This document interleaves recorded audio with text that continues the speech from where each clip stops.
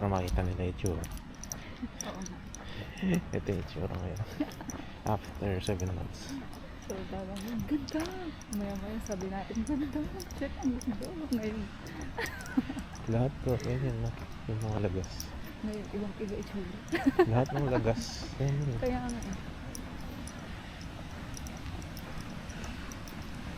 Hindi tayo na. Oo. Ito Parang rin, kailan itong lang. spot na to, ang ganda rito eh. Pag spring. Na, Hmm.